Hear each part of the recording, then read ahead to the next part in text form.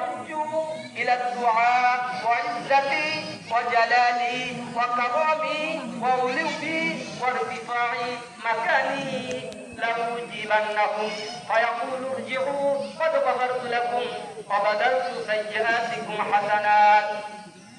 قال فيرجعوا مغفورا لهم. الله أكبر الله أكبر لا إله إلا الله والله أكبر الله أكبر ولله الحمد. وهذا من فضائله.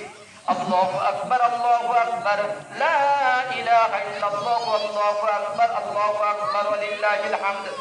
وأما من أحكامه الأول قال عليه الصلاة والسلام من صام رمضان ثم أتبعه 6 من شوال كان كصيام الدهر.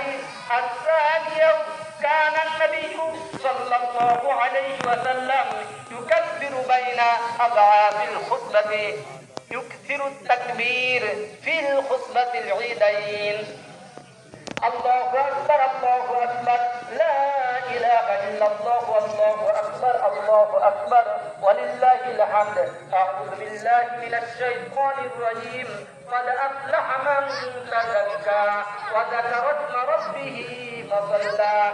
الله أكبر الله أكبر لا إله إلا الله والله أكبر الله أكبر ولله الحمد.